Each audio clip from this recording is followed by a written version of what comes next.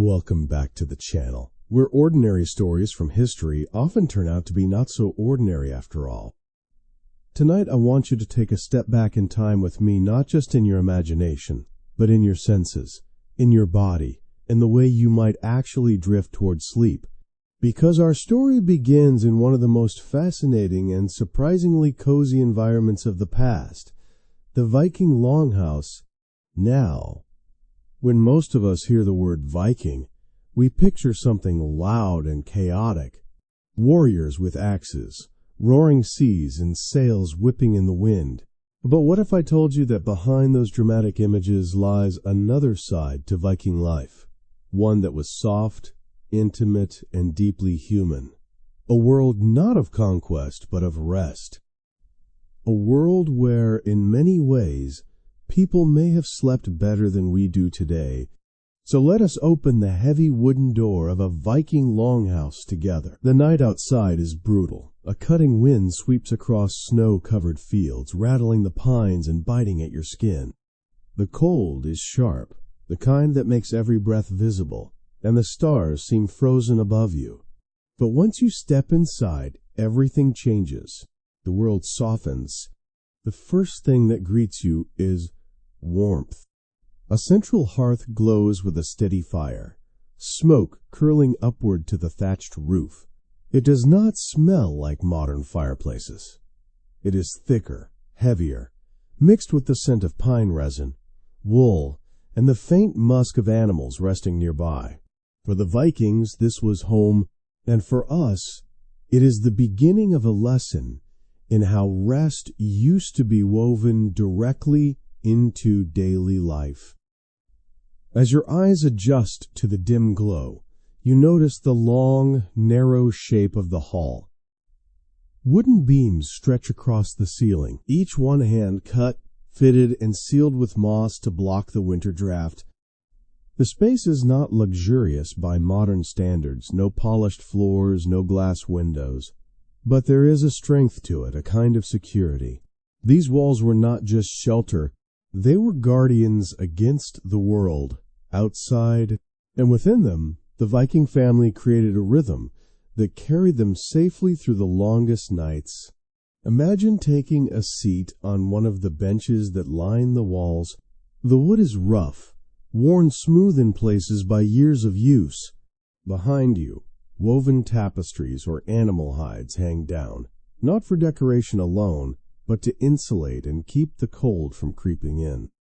Beneath your feet, rushes or straw are scattered on the floor, sometimes mixed with herbs to freshen the air. Everything here has purpose. Nothing is wasted. And then you notice the people. This is not a household where each person disappears into a private room at night, closing a door, retreating into silence. Instead, it is a communal space. The firelight touches every face, the elder with deep-lined eyes sitting nearest the flames, children curling close to their parents, young men and women stretching out toward the darker edges of the room.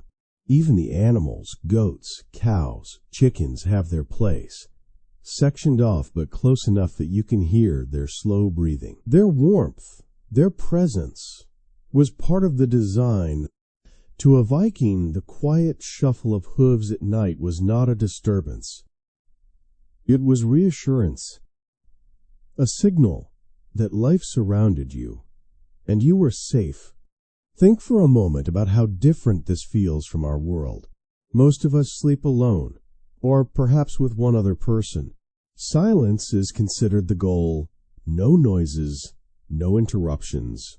Yet for the Vikings, sound was comfort.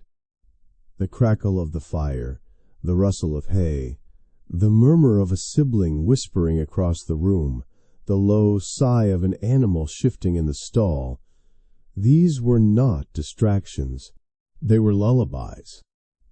In a world full of real dangers, complete silence might have felt eerie, even unsafe.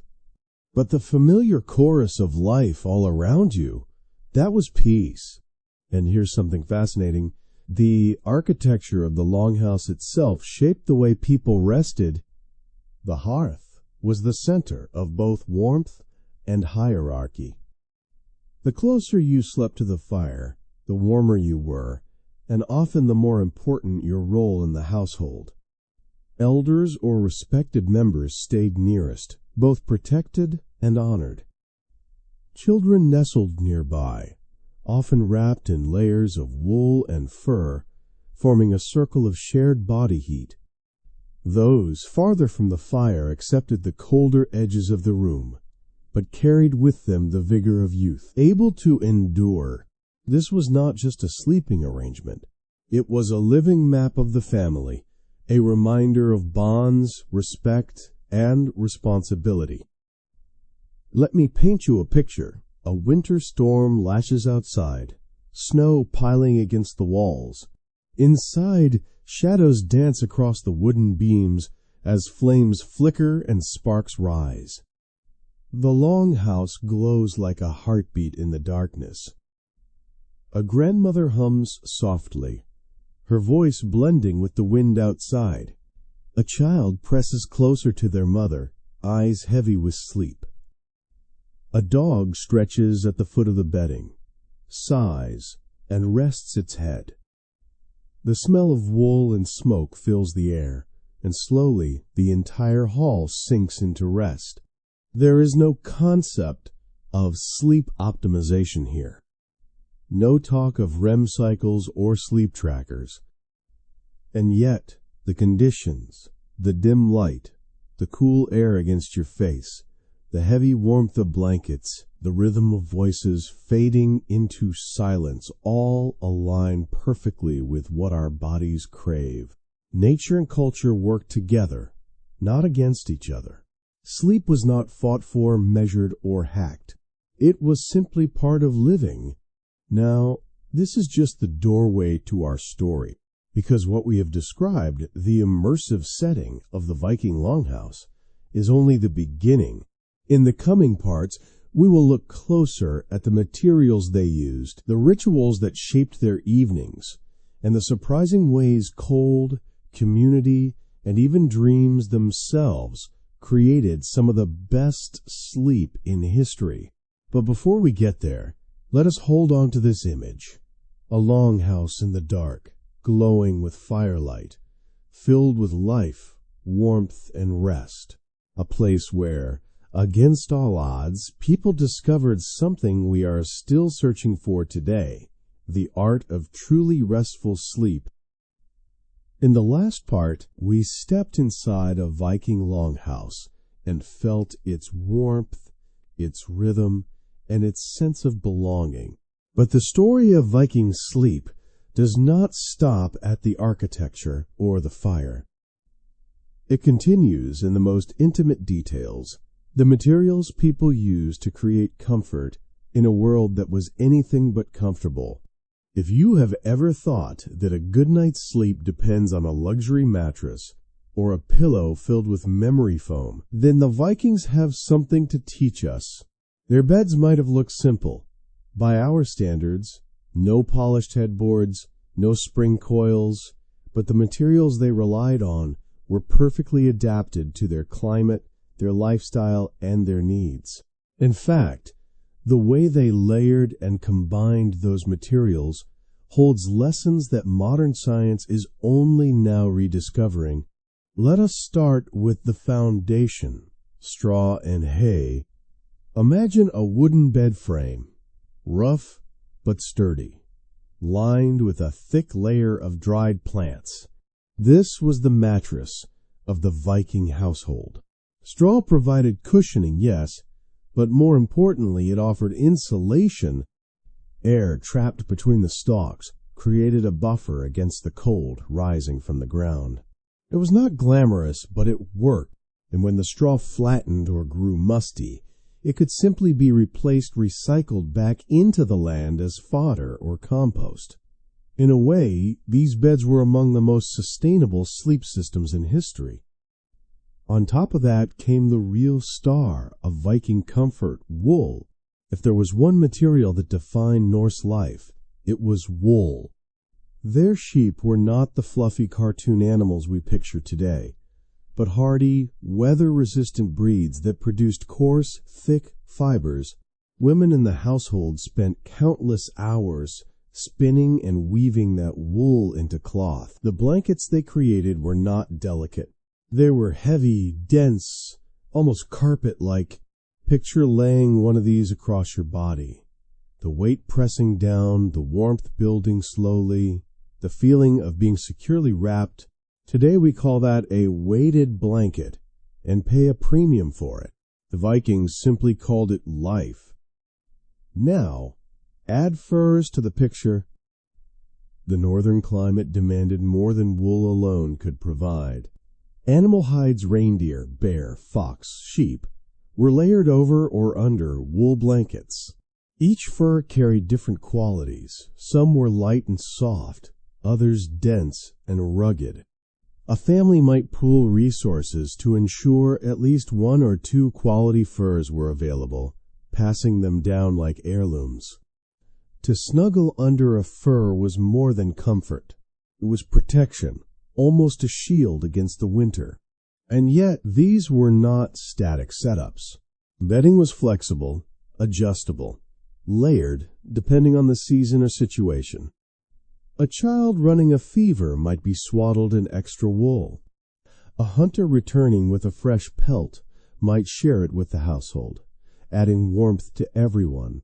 Even the way people positioned their blankets mattered. Some covered from chin to toe, others tucked up only to the chest, leaving hands exposed to the cool air. That slight temperature contrast, warm body, cool extremities, is exactly what modern research shows helps the body drift into deeper sleep. Let us not forget the personal touches. Archaeological finds reveal small carved wooden boxes at the foot of beds, holding combs, jewelry, or keepsakes. These were not just functional containers, they were part of the bedtime ritual. Imagine brushing out your hair with a carved comb, placing it carefully in a box, and then settling under the weight of a woolen blanket. The action told your body, the day is over, it is time to rest. Now compare this with today. We chase comfort through endless options: memory foam, hybrid mattresses, cooling gels, electric blankets. Yet many of us still wake restless, too hot, too cold, or unable to fall asleep. The Vikings, with nothing but straw, wool, and fur, built systems that naturally regulated heat, absorbed sweat, and adjusted to the body's rhythms. Their bedding was breathable, renewable, and heavy enough to calm the nervous system. Without knowing the words melatonin or deep sleep cycle, they lived in alignment with them. Here's a story that makes this point vivid. In Iceland, traditional wool blankets are still woven in some rural areas, using old techniques passed down through families. Tourists who stay in these farmhouses often remark that they sleep more deeply than anywhere else. Not because the beds are luxurious, but because the blankets weigh them down in a soothing way. The scratchy, heavy wool, combined with the cold air of the north, produces the kind of sleep modern sleep clinics try to replicate with machines and studies. It is almost ironic. The ancient way feels like the newest breakthrough. And what about hygiene? You might wonder, did not straw beds get dirty quickly? Yes, they did, but that was part of the cycle. Unlike our mattresses, which we keep for years, straw bedding was temporary. Families replaced it seasonally, sometimes more often, keeping things fresher than you would expect.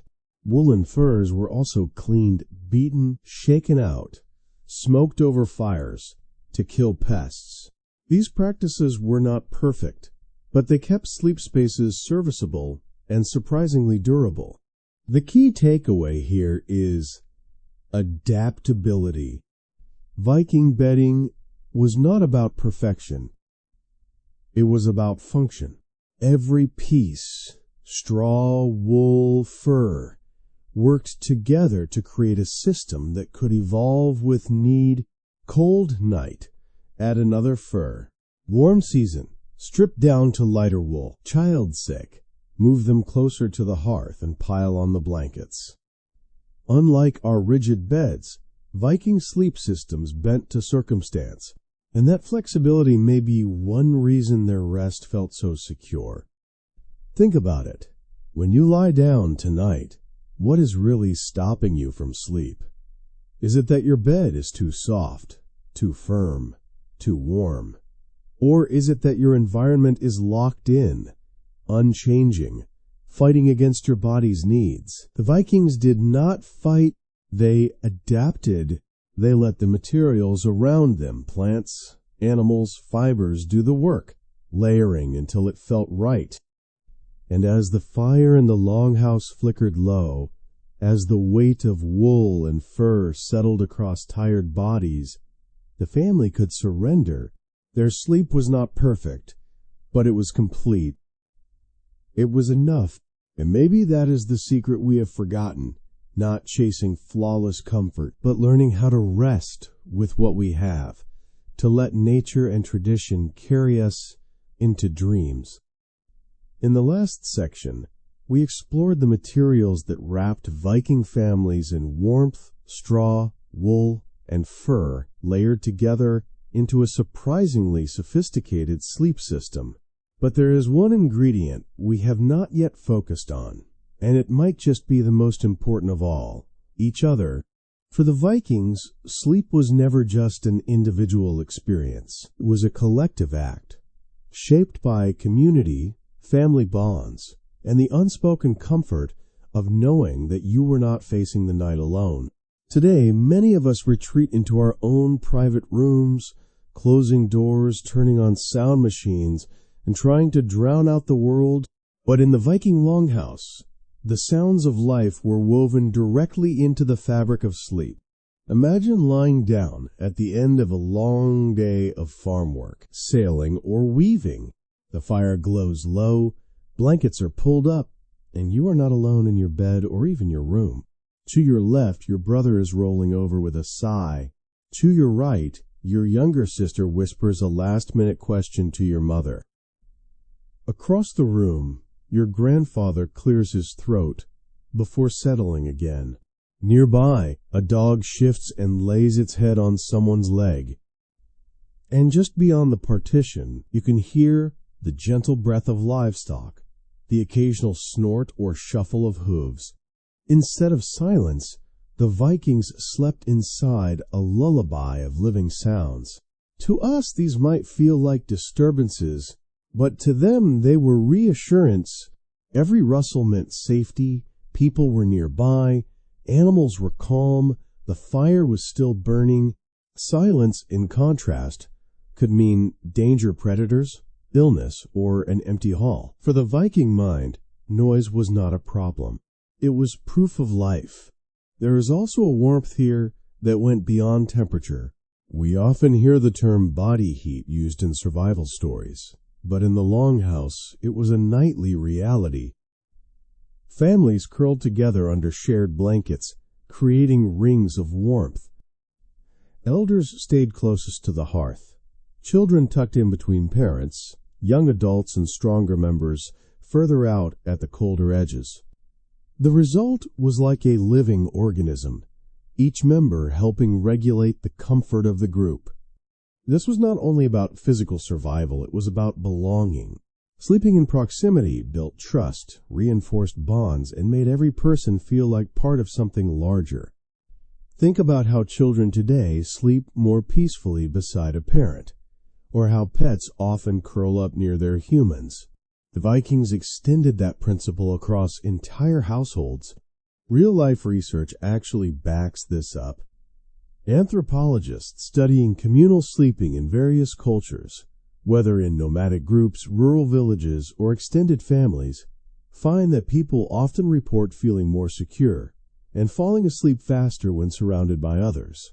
The sounds of breathing, the rhythm of shifting bodies, even the warmth of a nearby companion, all send signals to the nervous system that it is safe to rest.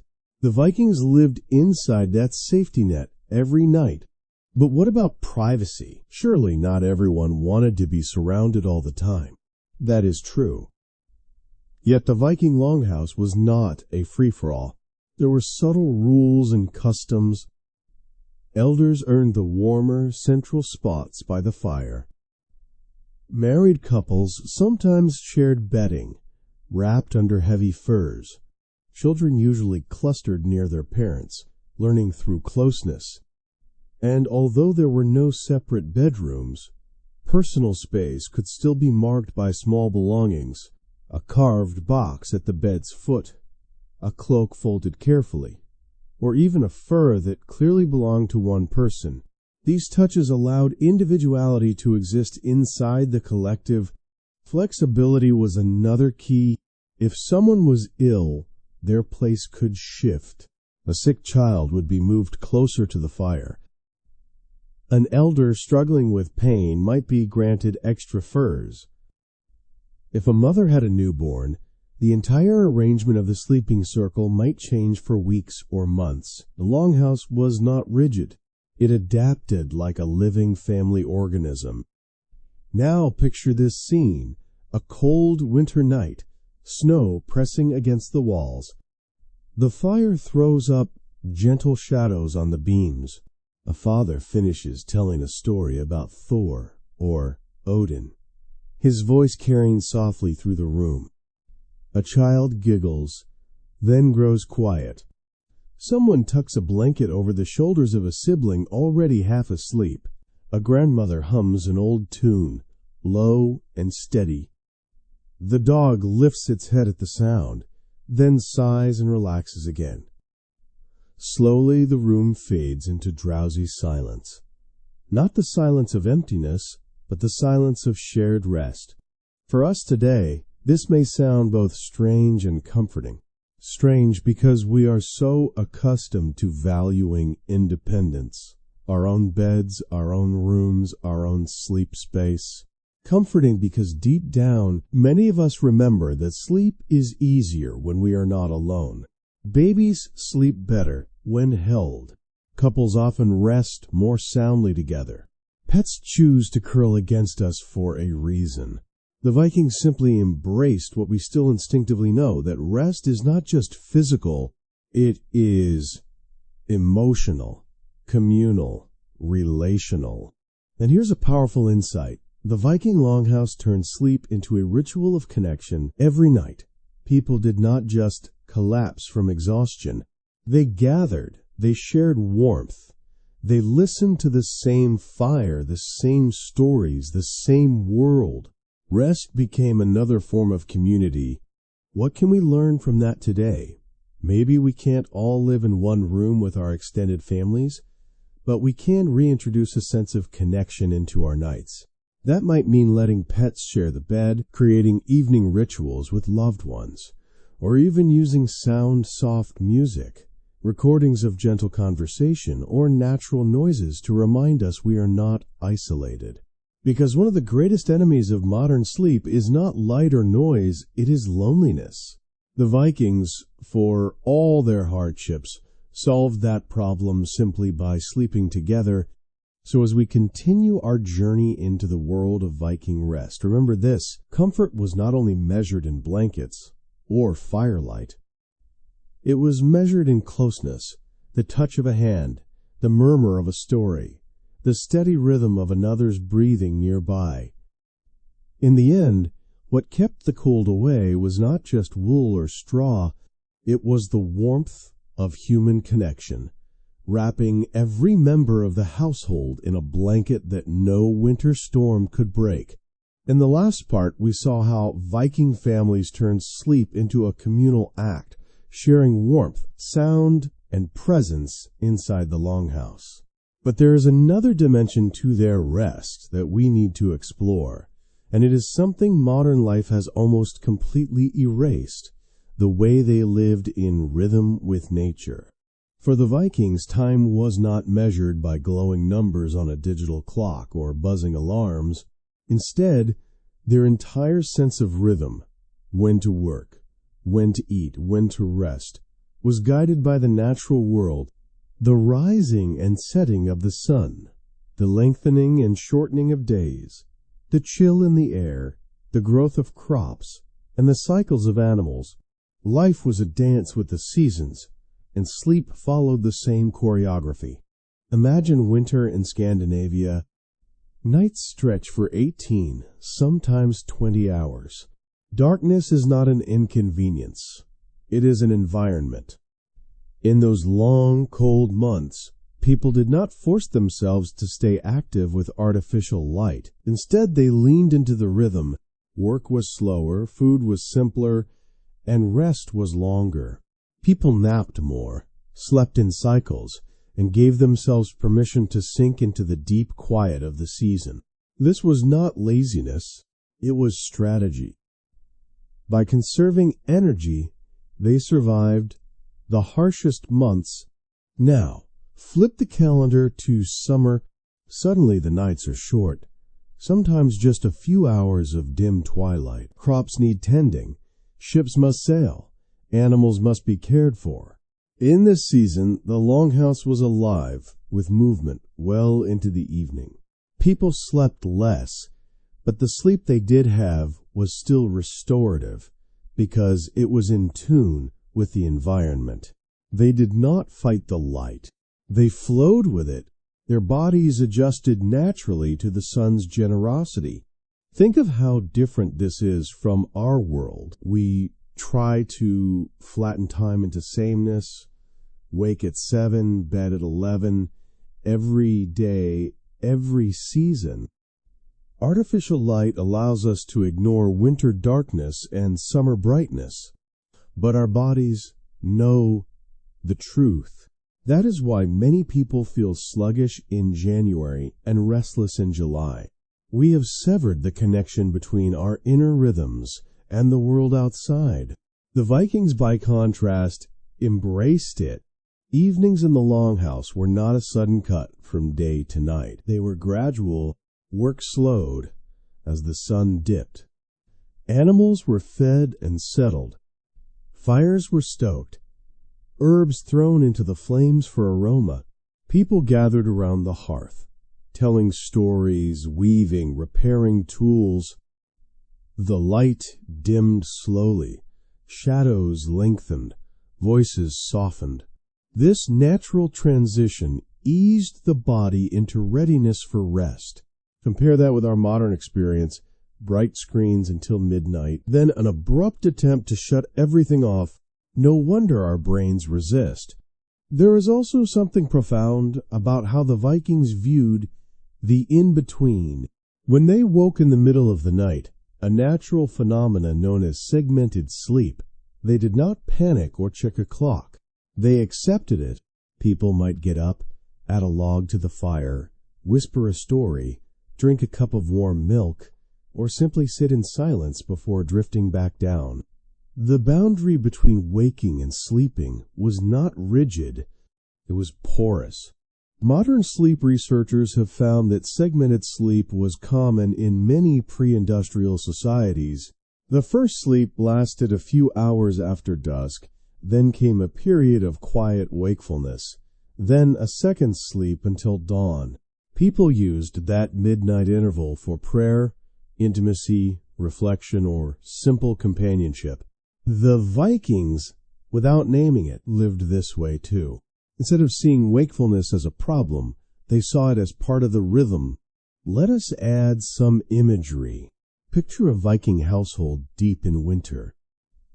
Outside, the world is black and frozen. Inside, a few people stir in the middle of the night. The fire glows red, throwing slow shadows. Someone adds wood. Sparks floating into the smoke. A mother sips from a clay cup, warm liquid steaming. A grandfather leans forward, telling a whispered story about a mountain spirit.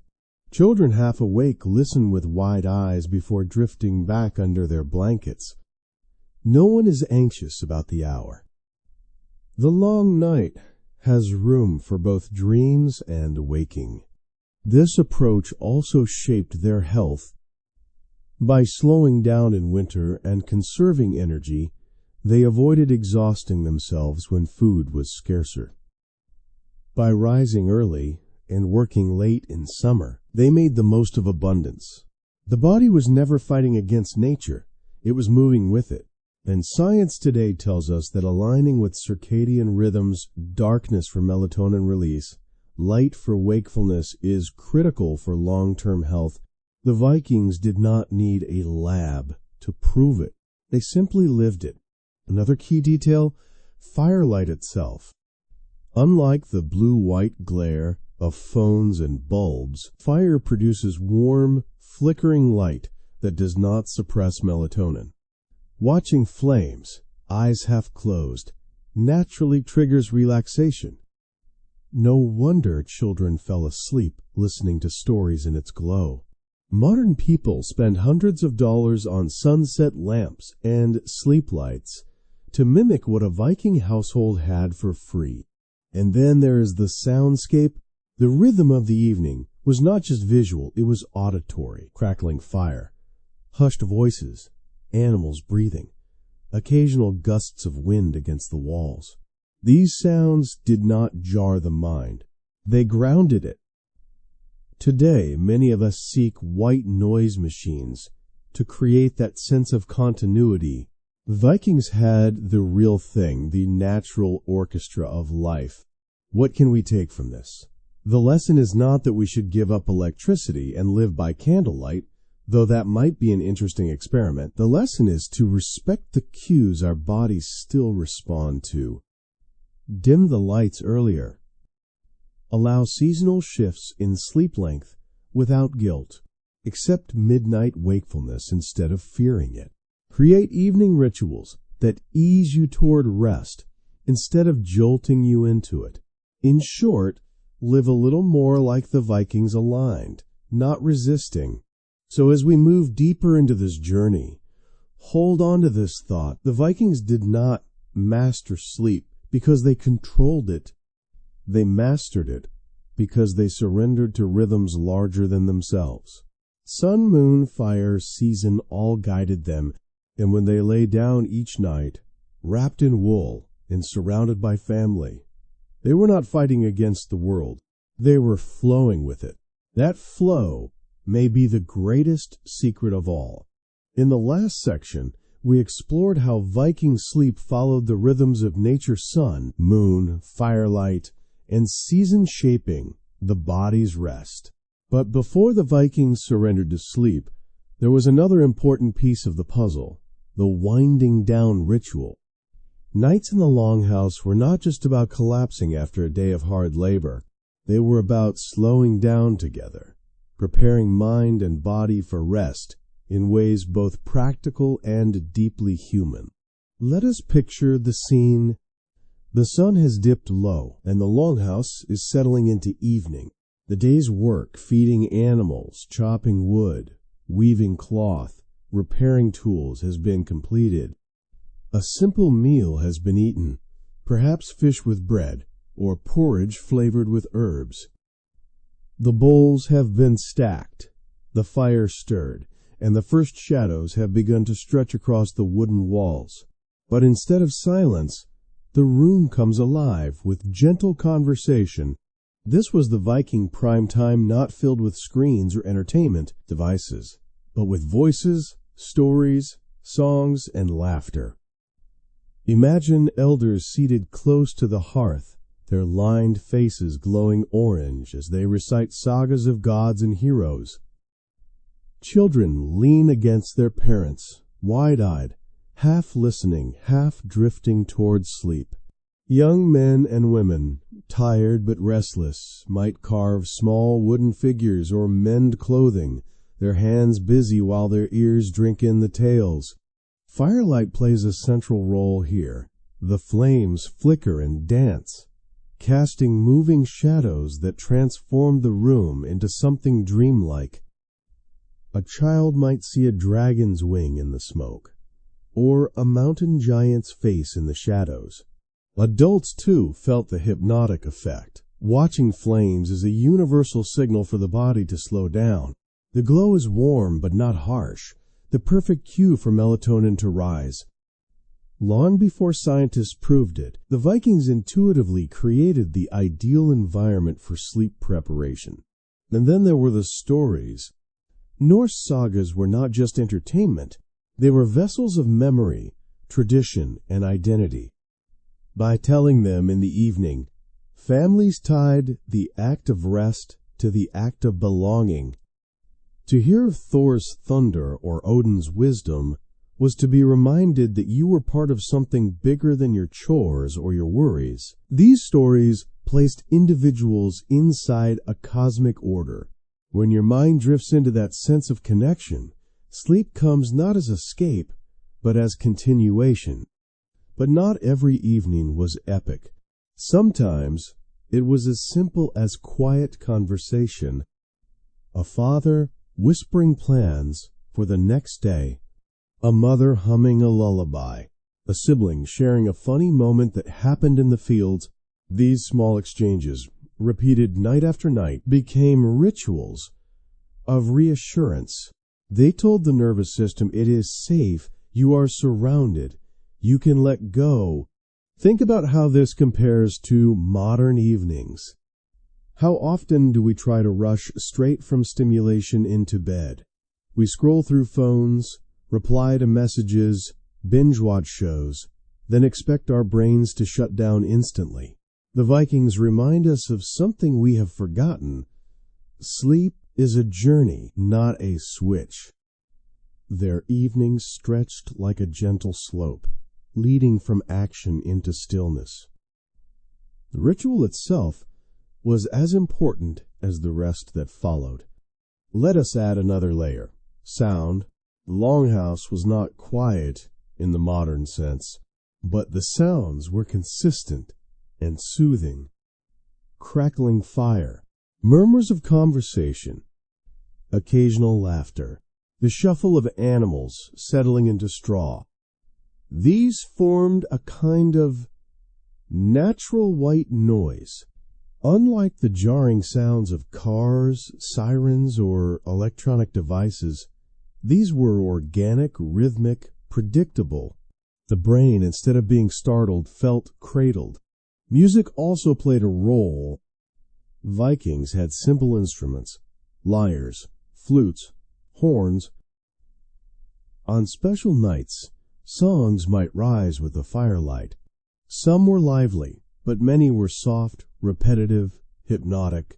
Imagine lying under heavy wool blankets, listening to a gentle melody while flames cast shadows on the ceiling. The line between waking and dreaming blurs. One of the most touching parts of these rituals was the physical gestures of care.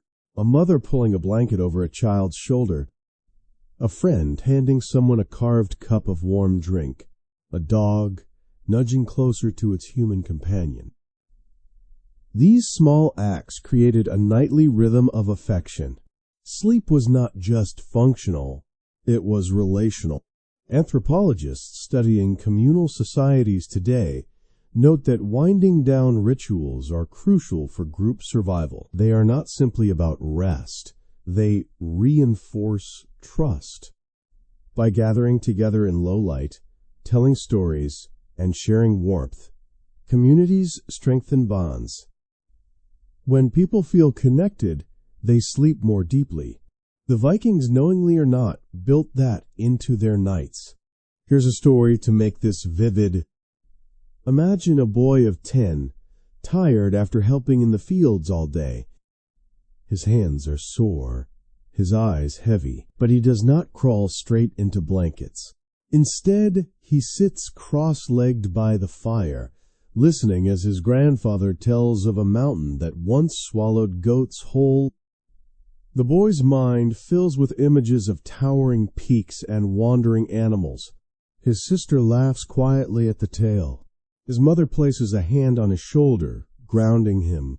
Slowly, the story fades into silence. His body surrenders, and by the time the embers glow red, he is already asleep, curled against his family.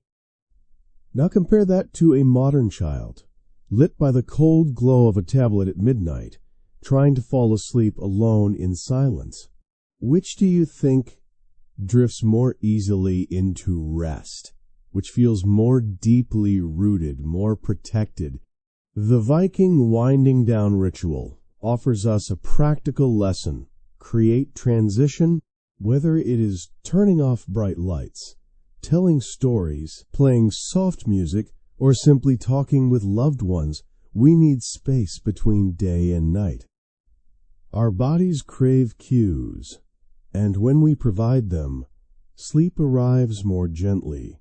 So as we close this chapter, remember, the Vikings may have lived in a world far harsher than ours, but they found ways to make evenings tender.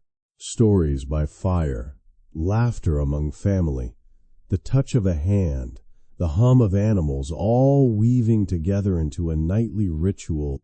For them, bedtime was not an end, but a continuation of life, rich with memory and connection. And perhaps that is why, even in the midst of storms and scarcity, their sleep carried a depth we still envy today. In the last section, we saw how Viking evenings unfolded like a ritual. Stories, laughter, soft voices, and the gentle glow of fire carrying everyone toward rest. But there is another part of the Viking sleep story that might surprise you. It was not just the warmth of wool or the closeness of family that made their nights restorative. It was also the cold. That is right, the very thing we often try to escape in modern bedrooms was, for the Vikings, a natural ally. And in many ways, the chill of a Nordic night actually improved the quality of their sleep. Think about what it means to fall asleep today. Many of us crank up heaters in winter or air conditioners in summer, trying to make the room perfectly comfortable. But research shows that our bodies actually prefer a cooler environment when it is time to rest. Core body temperature needs to drop slightly in order for deep sleep to begin. Too much warmth can trap us in lighter stages of sleep, causing tossing and turning. The Vikings did not have thermostats, but they did not need them. Their world was already perfectly tuned for cool nights. Picture the longhouse on a winter evening. The hearth burns at the center, glowing and steady, but it does not flood the entire hall with heat. Step a little farther from the fire and the air becomes crisp. The edges of the room hold a subtle chill, the kind that makes you pull your blanket tighter. When you shift beneath heavy wool or fur, your nose catches the sharp freshness of cold air, while your body stays cocooned in warmth. That contrast, cool face, warm core is exactly the condition modern sleep experts recommend. The Vikings may not have known the word thermoregulation, but they lived it every night. Their bodies, wrapped in layers yet kissed by cool air, found the balance that invites deep, restorative rest. And the benefits did not stop there. Cold environments reduced the spread of bacteria and parasites inside the longhouse. In an age without antibiotics, this mattered. Sleeping in cooler air lowered inflammation, soothed sore muscles, and helped people recover from long days of physical labor. The Vikings could not have explained the science, but they would have noticed the results. Deeper rest, quicker healing, fewer illnesses spreading during winter. Here's a vivid example. Imagine a young farmer returning from the fields, shoulders aching after hours of threshing grain. He stretches out under a fur blanket, firelight glowing on the beams. His breath is visible in the cold air, but his body is warm under the layers. Within minutes, muscles relax, soreness fades, and sleep pulls him down. That is not just comfort, it is recovery. The cold air acts like nature's ice pack, calming inflammation without the farmer even realizing it. Of course, this system was not flawless. On the harshest nights, cold could be dangerous, especially for the elderly or infants. That is why sleeping positions, mattered so much. Vulnerable family members were always moved closer to the hearth, shielded by layers of blankets and surrounded by others. Body heat. The strong and healthy took the colder edges, protecting the core of the family circle. In this way, the cold was not just endured, it was managed, distributed, even respected. Contrast this with modern habits. Many of us sleep in rooms that are too warm, sealed tightly against fresh air, filled with artificial heat. The result? Restlessness, sweating, shallow sleep. When we do wake, we often blame stress or bad dreams, but the real culprit might be something as simple as temperature. The Vikings, for all their hardships, accidentally discovered what modern science confirms: cooler nights lead to healthier sleep. And the sensory experience of cold carried psychological effects too. Step outside a Viking longhouse at night, and the air would shock your lungs sharp, clean, bracing. Coming back inside, you would appreciate the warmth all the more. Even within the hall, the subtle chill in the air made the fire feel alive, protective, central. That cycle of contrast, cold outside, warmth inside, created gratitude and groundedness. It reminded people of both their fragility and their resilience. Another detail worth noting: ventilation. Longhouses were smoky, yes, but they were not airtight. Gaps in the roof, spaces between timbers, and deliberate openings let air circulate. That meant fresh, cold oxygen flowed through the hall, even as the fire warmed the space. Compare that to our sealed bedrooms, where stale air builds up overnight. The Vikings may have coughed on smoke, but they also breathed fresher air than many of us do in climate-controlled rooms. Cold also shaped the rhythm of the seasons. In winter, long nights and freezing temperatures encouraged longer periods of rest. People slowed down, ate less, and slept more, conserving strength. In summer, shorter, milder nights meant less sleep, but still good quality, because the air was cool and invigorating. Sleep was never a battle against the environment. It was a partnership with it. Let me tell you a story that illustrates this beautifully. Imagine a sailor on a longship, wrapped in a cloak, lying down on deck under the stars. The North Sea wind is biting, but he tucks closer to his companions, sharing body heat. His face is cold, his hands stiff, but under the layers he is warm. Waves rock the ship. The night sky is clear, and despite the chill, his body relaxes into slumber.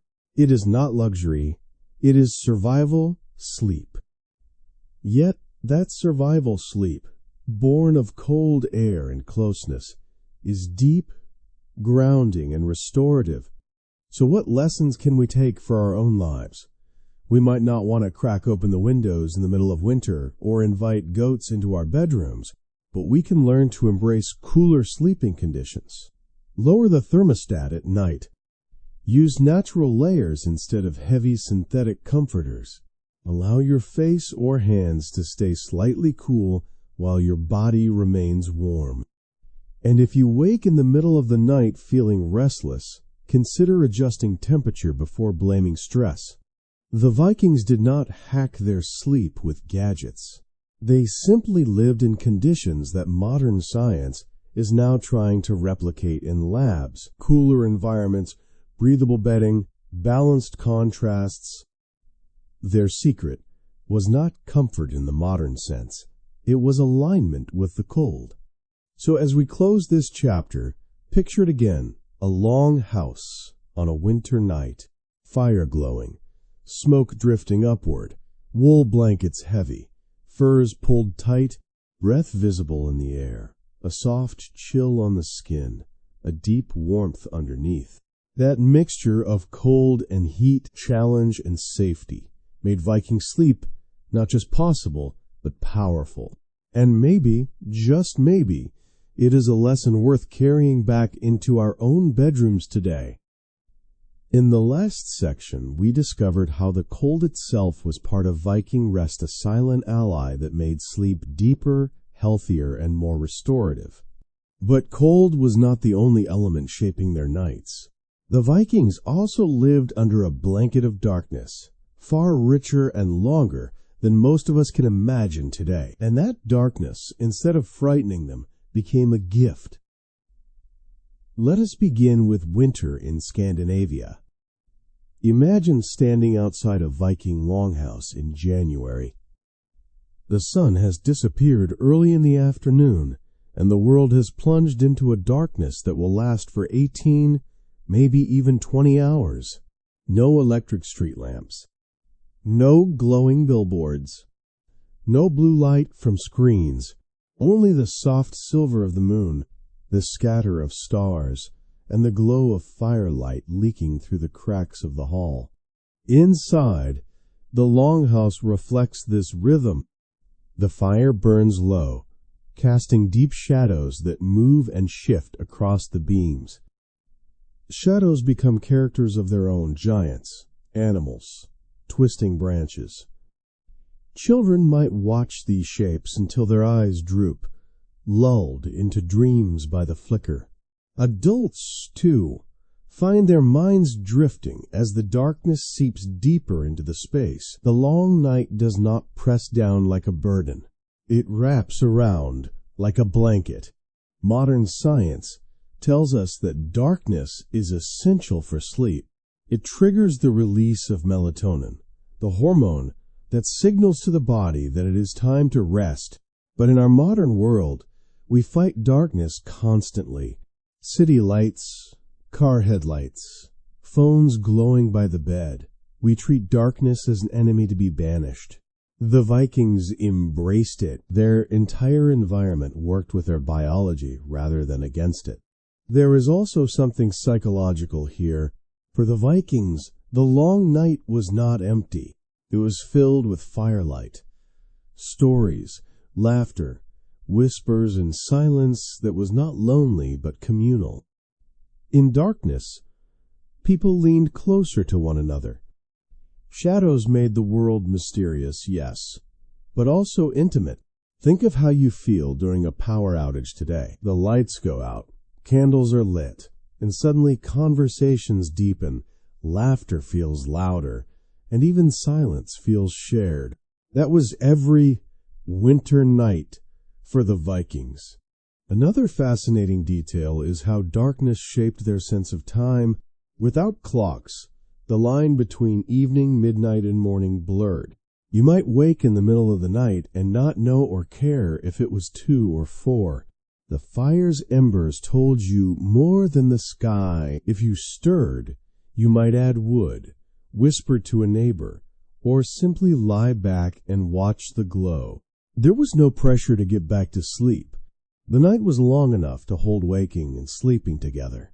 This relaxed relationship with darkness might explain why dreams were so central in Norse culture.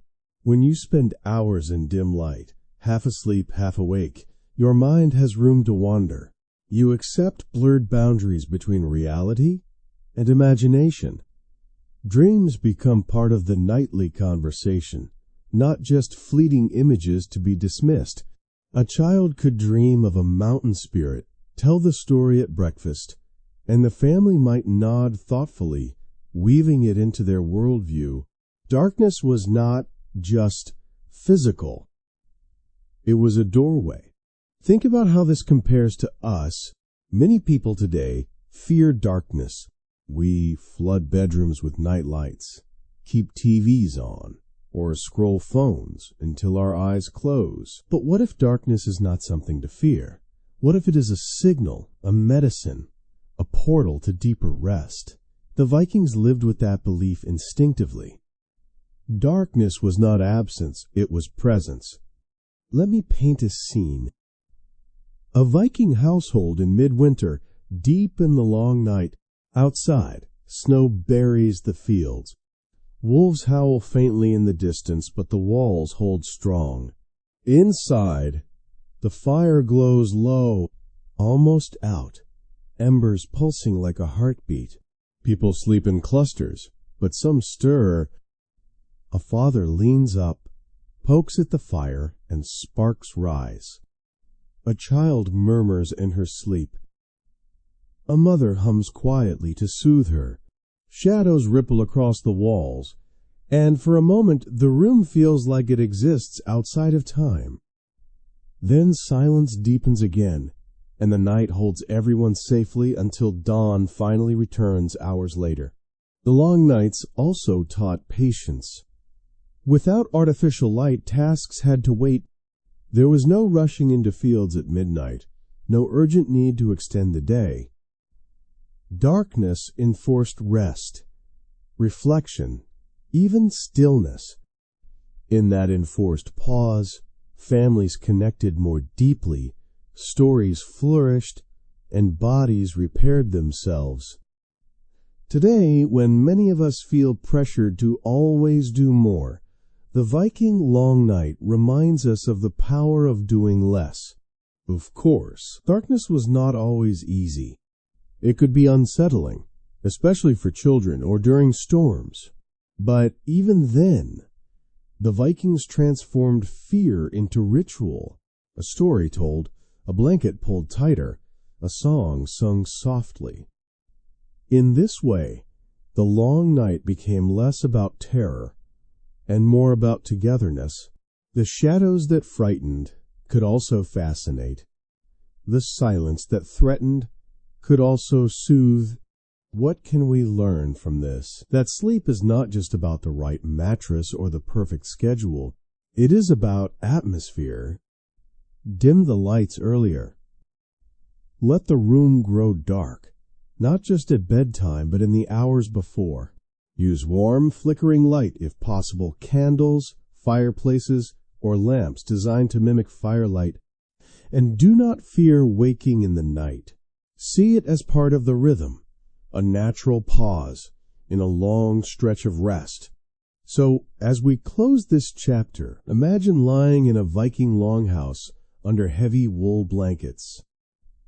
The room is nearly dark, only the faint red of the hearth still glowing. Shadows ripple across the beams. Beside you, someone's breathing, steady, slow. Outside, the winter night stretches endlessly, holding the world in silence, and you feel it, not emptiness, but fullness, not fear, but peace. The long night becomes your ally, carrying you deeper into dreams than you have gone in years. In the last part, we explored the darkness of Viking nights, the endless winters, where shadows became companions, and silence wrapped around entire families. But in that darkness, something even more mysterious stirred: dreams. For the Vikings, dreams were not just random images. They were messages, guides, even warnings from realms beyond the visible. Imagine drifting off in a longhouse. Firelight flickers on the beams above you, your body heavy under wool blankets, your mind easing into slumber. Soon the boundary between waking and sleeping begins to blur. Shadows turn into shapes. A story told by an elder earlier in the evening morphs into visions in your mind. You see a mountain, vast and alive, or a ship sailing across a sea of stars. To you, these might feel like ordinary dreams, but to a Viking, such visions could carry meaning. In Norse sagas and poetry, dreams often mark turning points. A king dreams of his own death. A warrior sees a battle before it happens. A woman envisions journeys her children will one day take. These were not dismissed as imagination. They were taken seriously. Dreams could foretell the future, reveal hidden dangers, or carry wisdom from the gods. A single dream might change the course of decisions, influence voyages, or alter alliances. This worldview came from a culture where the line between physical and spiritual was never sharply drawn. Sleep itself was seen as a crossing point. While the body rested, the spirit could wander, travel, or encounter forces unseen. To dream was to step into another layer of reality, one that demanded respect. Think of how different this is from modern life. Today, many of us dismiss dreams as random brain activity. Maybe we laugh about a strange dream over breakfast, but rarely do we treat it as meaningful. For the Vikings, the dream world was another arena of life, just as important as the waking one. By honoring dreams, they gave sleep a spiritual depth that most of us overlook. Consider this: when children dreamed, their parents might listen carefully, wondering if the vision carried a hidden truth. If an elder spoke of a dream, others paid attention. Dreams were not private, they were shared. This made them part of the community's wisdom, not just an individual's experience. Let me give you an example. Picture a Viking sailor preparing to leave on a long voyage. The night before departure, he dreams of a ship caught in a storm. Waves crash, sails tear, men cry out. He wakes, shaken. In modern times, he might brush it off as anxiety. But in a Viking household, this dream would be discussed. Perhaps the voyage is delayed. Perhaps offerings are made to the gods for protection. The dream is not wasted. It shapes reality. And dreams were not only warnings, they could inspire courage or creativity. A farmer might dream of fertile fields and take it as encouragement to sow early. A young warrior might dream of victory and march into battle with greater confidence. Even stories themselves, told at night by the fire, blended with dreams until no one could tell where memory ended and imagination began.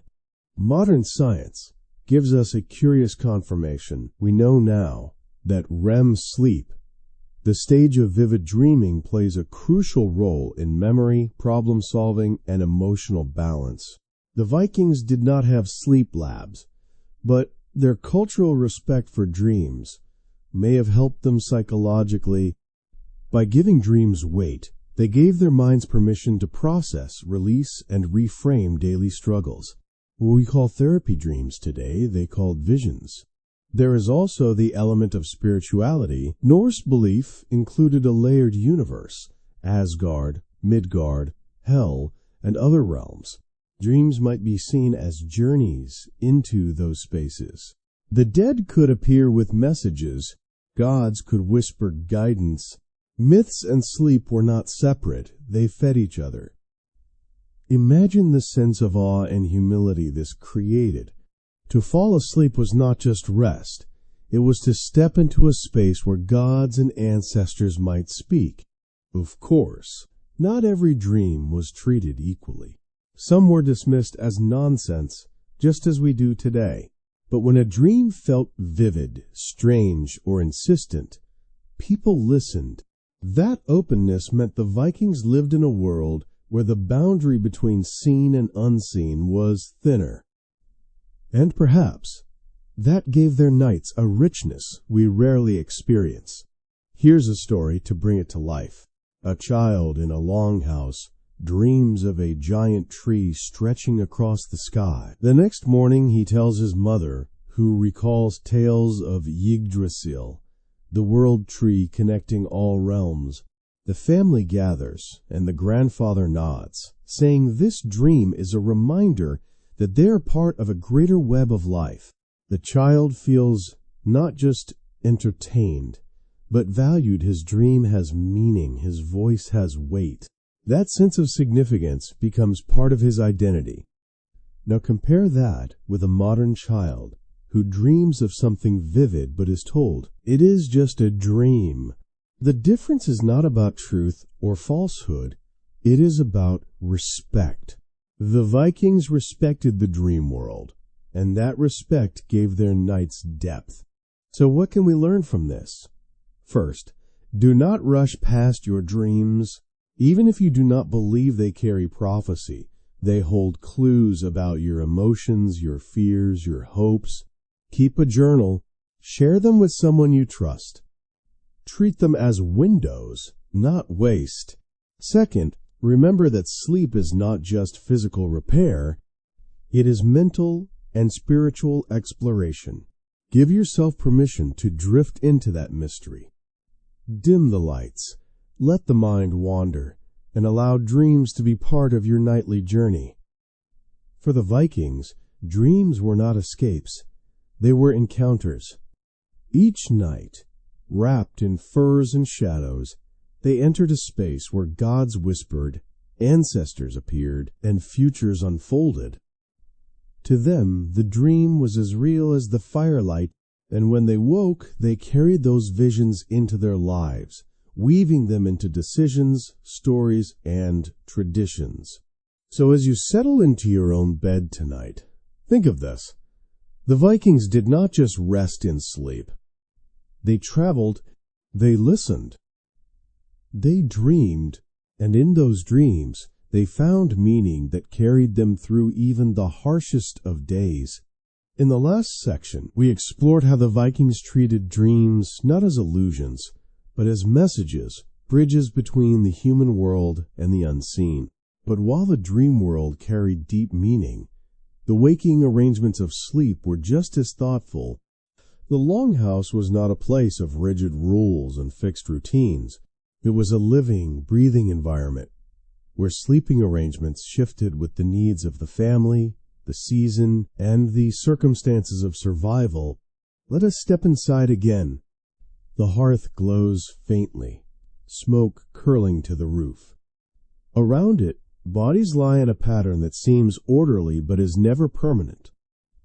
Elders are closest to the fire, both because they need warmth and because their experience grants them respect. Parents and young children curl nearby, ensuring safety and comfort. Stronger adults and older children stretch out further toward the walls, where drafts creep in and blankets grow colder. But if you look closer, you will see this arrangement is not fixed in stone.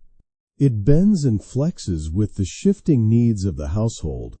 Imagine a harsh winter storm sweeping across the fjords. Temperatures plunge lower than usual. Winds rattle the timbers. Snow pushes against the walls. On nights like this, even the strongest members might inch closer to the hearth. A teenager who usually sleeps by the outer wall now curls near siblings, layering warmth. A mother with a newborn moves closer to the fire, no matter who typically sleeps there. Flexibility was survival. The arrangement of sleep was not about pride or status. When danger pressed in, it was about keeping every member alive.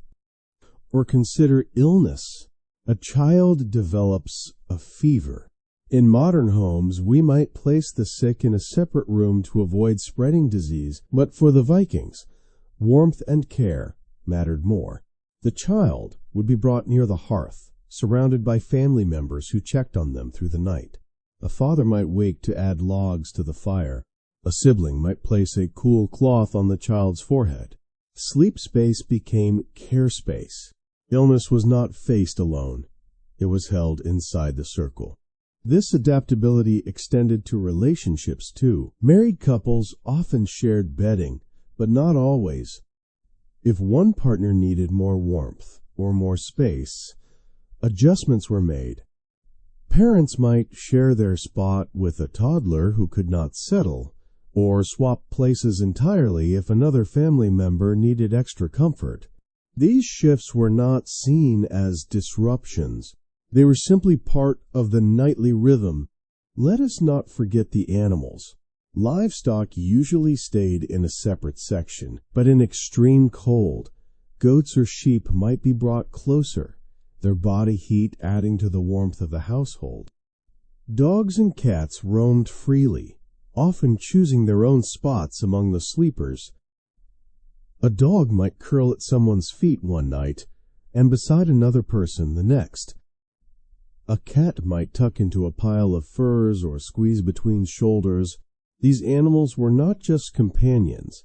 They were active participants in the household's flexible ecosystem of warmth and safety. Now, compare this with our world. Most of us have fixed sleeping setups, one person, one bed, one side. Our bedrooms are private, structured, and often unchanging. This rigidity can make us feel safe, but it can also limit us. Think about how difficult it is for many people to sleep when traveling, or when their usual bed is not available. The Vikings did not have that problem. Their adaptability meant they could rest almost anywhere on straw, on ships, near a fire, even outside under the stars. Sleep was not fragile. It was resilient. Here's a vivid story. Picture a summer evening after a long day in the fields. The air is warmer, the longhouse filled with the smell of fresh hay. People are restless in the heat, so they change the arrangement. Some roll their bedding closer to open wall slats for a breath of cool air. Others move outside, laying under the twilight sky. Children fall asleep listening to the buzz of insects instead of the crackle of fire. By morning, everyone has shifted again, returning indoors or closer to the hearth. Nothing is rigid. Everything flows with the season. Modern science supports this kind of flexibility. Sleep studies show that being able to nap in different environments or adjust sleeping positions depending on comfort improves resilience and reduces stress. By constantly adapting, the Vikings trained their bodies to rest in a variety of conditions. This made them better sailors, farmers, and travelers. When you can fall asleep in a longship rocked by waves, or on a fur beside a smoky fire, you can sleep anywhere. Flexibility also had emotional effects. It taught the family that roles could shift, and support could be shared. A child might spend one night near their grandmother, listening to her stories and receiving her warmth. Another night, the same child might curl beside their parents. This fluidity built bonds across generations, weaving trust into the nightly ritual. Everyone belonged everywhere. What can we learn from this? Perhaps that we should not cling so tightly to rigid expectations of perfect sleep. If you wake in the night and need to shift, allow yourself to move. If you are restless, try another room, another blanket, another arrangement. If you are caring for someone, do not fear adjusting your own rest to meet their needs. Sleep does not have to be solitary and inflexible. It can be communal, adaptable, human. So as the fire burns low and the Vikings curl together under furs, remember this. Their strength was not just in their swords or ships. It was in their ability to adapt, to bend, to change, to make space for one another.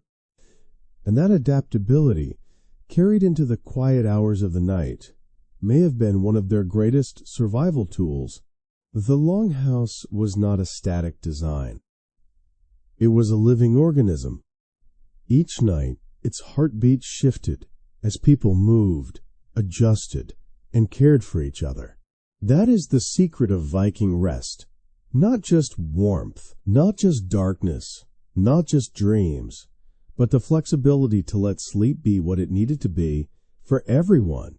In the last section, we explored how flexible sleeping arrangements made Viking rest resilient, always adapting to season, sickness, and family needs.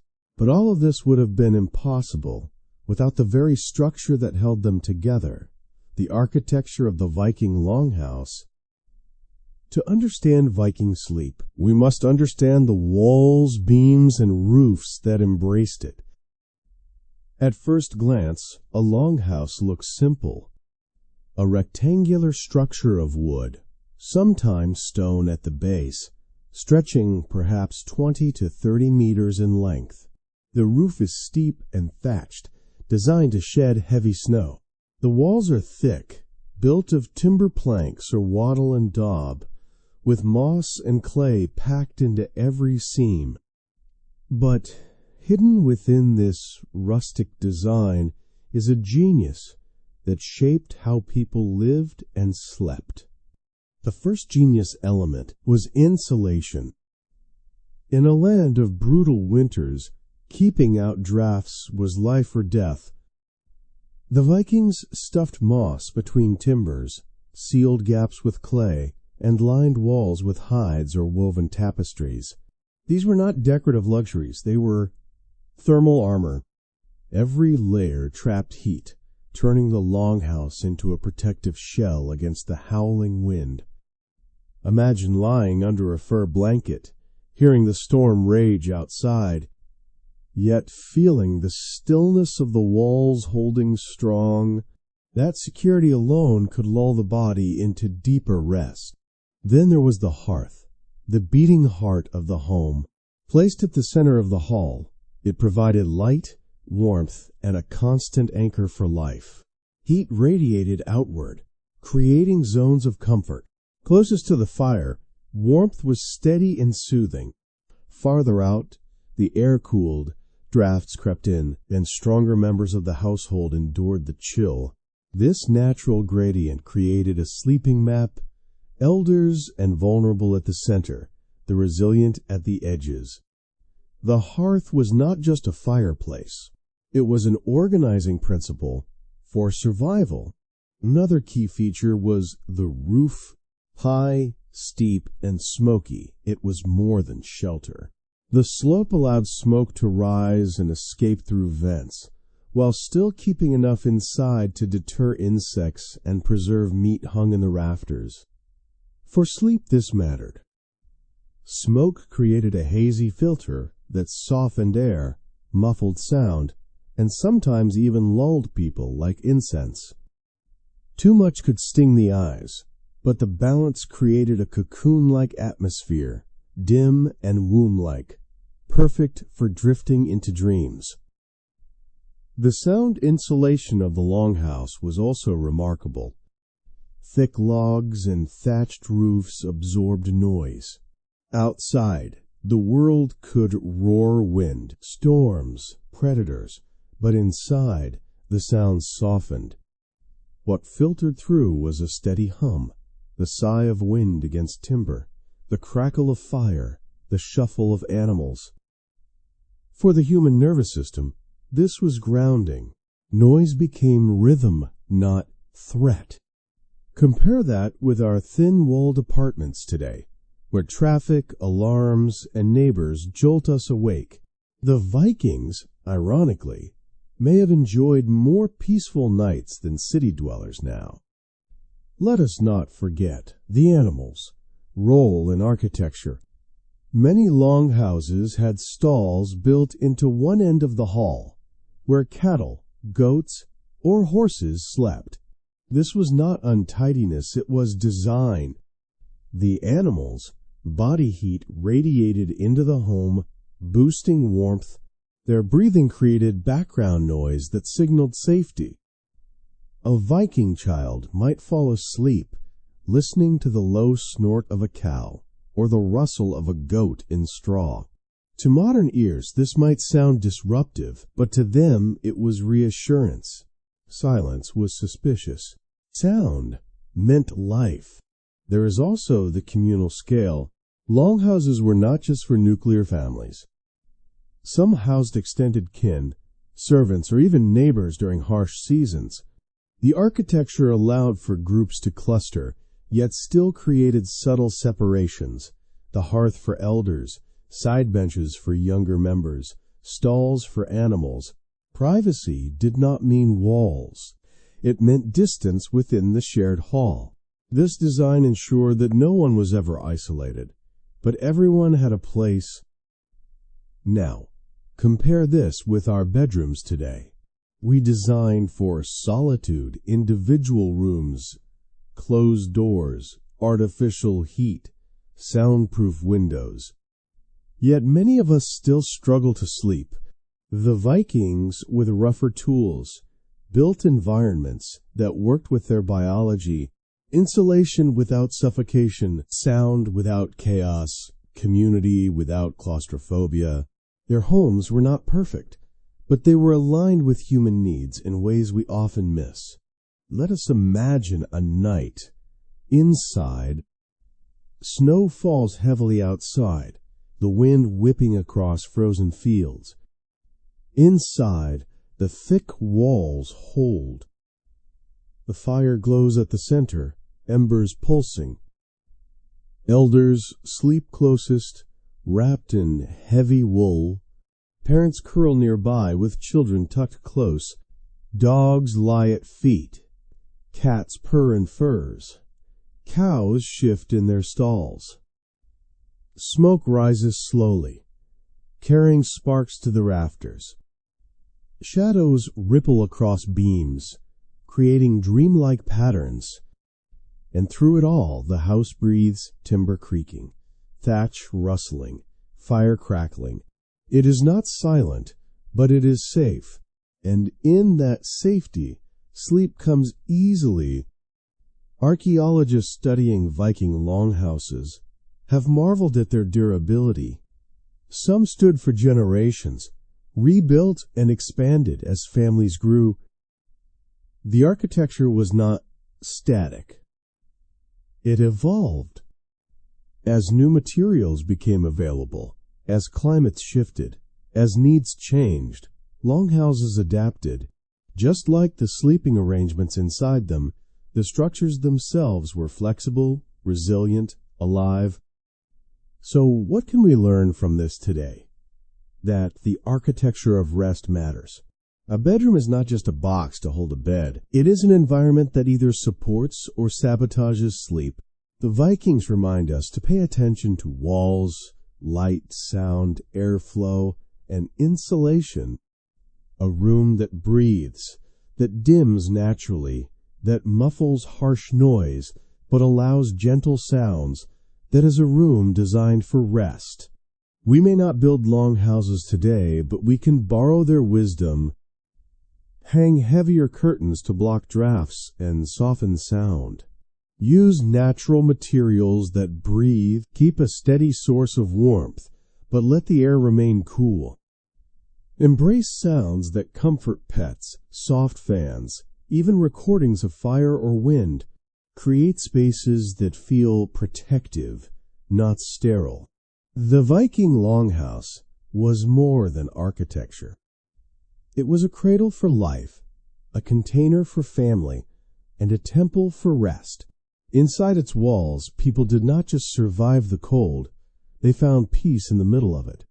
And perhaps that is why, even 1,000 years later, we still find ourselves drawn to the idea of gathering around firelight, wrapped in warmth, with the storm safely on the other side of the wall. In the last part, we explored the architecture of the Viking longhouse, thick timbers, moss-filled seams, and a glowing hearth that turned shelter into sanctuary. But even with the best-built home, the rhythm of sleep was not the same year-round. For the Vikings, rest was shaped by something far more powerful than walls or blankets. The shifting cycles of the seasons. Unlike us, they did not try to impose a single ideal sleep schedule on every day of the year. They let nature set the tempo. Long winter nights called for one pattern, while endless summer daylight demanded another. And between these extremes, they practiced something that modern researchers are rediscovering: segmented sleep. Let us start with winter. In Scandinavia, darkness can stretch 18 to 20 hours. Imagine living in a world where night is not just 8 hours of quiet, but nearly an entire day of shadow. For the Vikings, this was not depressing, it was opportunity. With limited daylight for work, they slowed down. They ate less, moved less, and most importantly, they slept more. But this was not a solid, unbroken slumber. It came in phases. Anthropologists studying pre-industrial societies describe a common rhythm known as first sleep and second sleep. After dusk, families would drift into a deep, early rest. A few hours later, they would stir, adding wood to the fire, whispering stories, praying, or simply lying awake. This period of gentle wakefulness might last an hour or two. Then came the second sleep, stretching until dawn. The Vikings almost certainly followed this rhythm. Instead of panicking when they woke at midnight, they leaned into it. The night was long enough to hold both dreaming and waking. Picture the scene: a longhouse in January. The fire has burned low, leaving only a red glow. Around the hearth, bodies stir. A father sits up and adds a log, sparks rising to the rafters. A mother whispers a lullaby to a restless child. An elder begins telling a quiet story, his voice low and steady. Others listen in drowsy silence, half awake, half dreaming. After an hour, voices fade, the fire crackles steady, and the family drifts back into second sleep. No one is anxious about losing rest. In fact, this pause makes the second sleep deeper, more refreshing. Now turn the calendar to summer. The opposite is true. In June, the sun barely sets, twilight blends into dawn, and true darkness is fleeting. For the Vikings, this meant shorter sleep, but still profound rest. Work in the fields stretched late into the evening, and people rose early to seize the precious season of growth.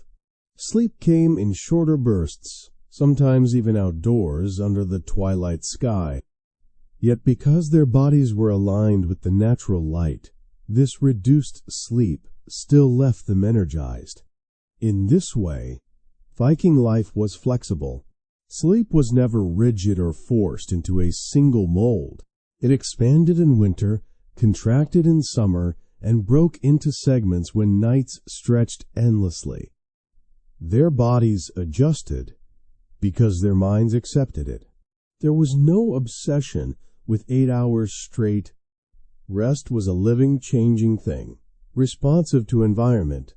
Modern science is beginning to confirm what the Vikings already practiced. Studies show that segmented sleep is natural for the human body.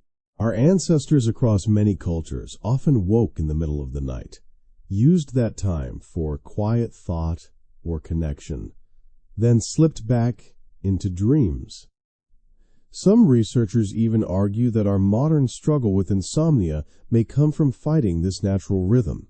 Instead of accepting midnight wakefulness, we panic, turning on lights, checking clocks, stressing ourselves into sleeplessness. The Vikings did the opposite. They welcomed the pause. There is also a psychological benefit to seasonal rhythms. In winter, long nights gave families time to reflect, bond, and conserve energy. In summer, short sleep was balanced by vibrant activity and abundance of food. Each season had its own gift. By flowing with these cycles, Vikings avoided the burnout of constant sameness. Their bodies rested in tune with the earth's turning. Here's a vivid story. Imagine a young Viking farmer in July. He spends the day in the fields, harvesting barley. The sun barely dips below the horizon, leaving a soft golden glow. After a long meal, he lies down on straw, but only for a few hours. The birds call before dawn, and he rises again, refreshed. He does not complain about too little sleep, because his body, aligned with sunlight, gives him what he needs. Contrast that with a modern worker, exhausted despite 8 hours in a climate-controlled room, disconnected from nature's cues. Which one seems more attuned? Of course, segmented and seasonal sleep was not perfect. Winter could breed melancholy, and summer could exhaust. But the Vikings had coping strategies. Stories, rituals, and togetherness made long nights bearable. Communal effort and celebration gave energy to short summer rests. By accepting change, they turned challenge into rhythm. So what can we take from this? First, do not fear segmented sleep. If you wake at night, use it. Read, journal, meditate, or simply rest quietly. Let your body return naturally. Second, honor seasonal shifts. If winter makes you sleep more, do not guilt yourself. If summer gives you extra energy, channel it. Your body is not broken. It is responding to ancient patterns. Third, create rituals that soften these transitions. Just as the Vikings told stories by the fire, we can dim lights, share conversations, or reflect during wakeful moments. The lesson is simple. Sleep is not one size fits all. It is as fluid as the seasons, as adaptive as the sun and moon. The Vikings, living without clocks, knew this instinctively. Their rest bent with nature, and in bending, it became stronger. So as we close this chapter, imagine lying in a Viking longhouse during the longest night of winter.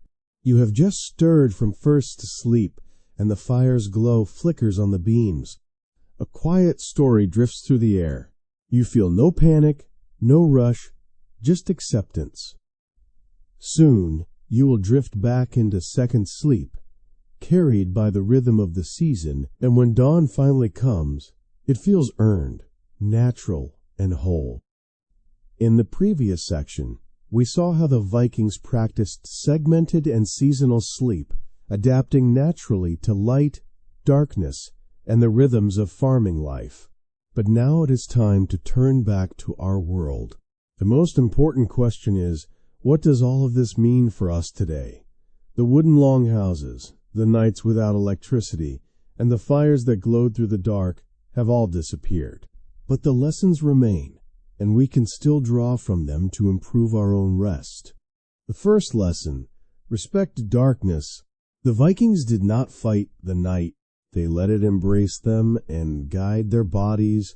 Today, artificial light surrounds us 24/7, confusing our systems and delaying the production of melatonin.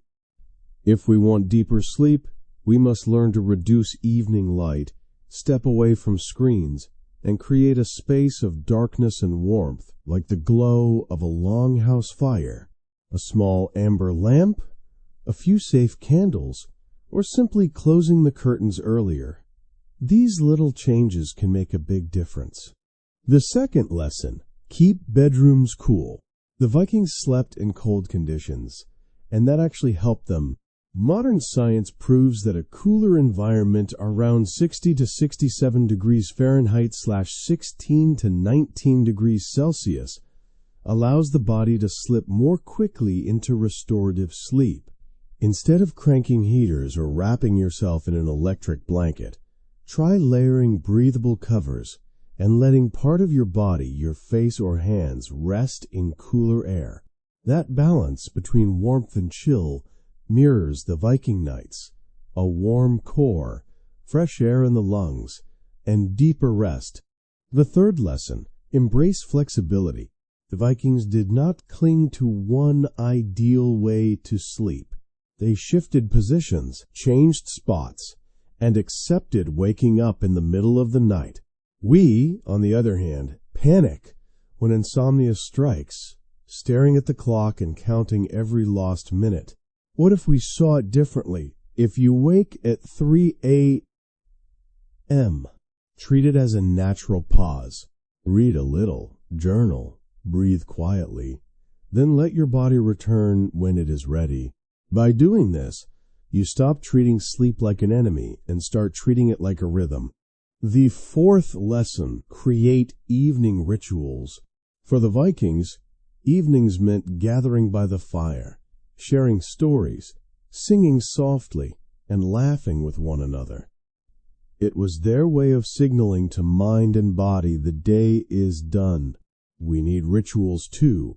Maybe it is a few minutes of conversation with family, reading instead of scrolling, or listening to calm music instead of late-night news. These small habits act like a bridge, carrying us from the busy rhythm of the day to the quiet rhythm of the night. The fifth lesson: connection over isolation. Vikings slept together, wrapped in shared warmth and surrounded by familiar sounds. We do not need to live in a single-room longhouse anymore, but we can still invite connection. Let pets curl at the foot of the bed.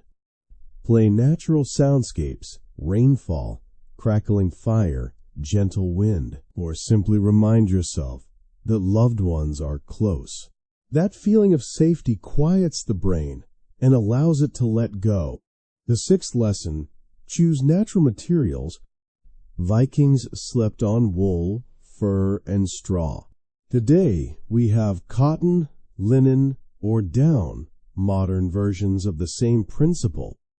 The point is to choose fabrics that breathe, insulate without suffocating, and give a sense of closeness to nature. Avoid synthetic fabrics that trap heat and sweat. Sleep is not only about science, it is about sensation. And natural textures calm the body more deeply than artificial ones. The seventh lesson: listen to your dreams. For the Vikings, dreams were messages from gods or ancestors. We do not need to believe in prophecy to borrow their attitude. Respect your dreams as reflections of emotion, stress, or desire. Write them down. Share them with someone you trust. Sometimes dreams reveal what our waking minds have not had time to process. Respecting dreams is, in a way, respecting yourself. And the final lesson: see sleep as part of life, not a challenge to conquer. The Vikings did not worry about hacking their sleep or tracking the perfect number of hours. They worked, they lived by the seasons, and they allowed rest to come naturally. We can do the same by letting go of obsession with numbers and instead focusing on quality, the environment, the light, the temperature, the connection. Imagine this: tonight, you walk into your bedroom and switch off the bright lights. You crack the window for a breath of cool air. You set your phone aside. You share a few minutes of conversation with someone you love, or you pet your dog before lying under soft, layered blankets. The room grows darker, quieter. A gentle hum, maybe a fan, maybe the night breeze, fills the silence.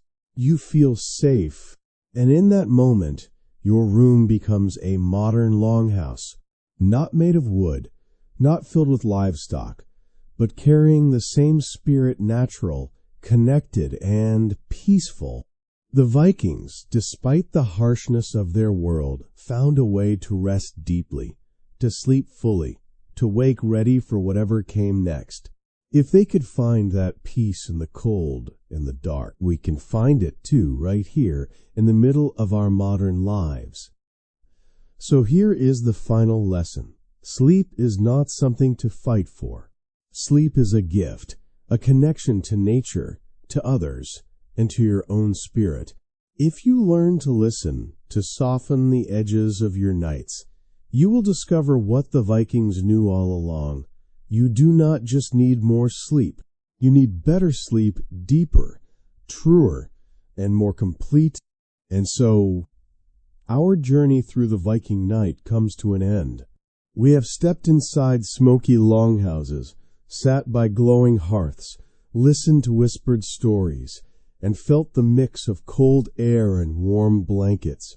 We have seen how their lives flowed with the seasons, how their dreams held meaning, and how their homes themselves were built to nurture rest.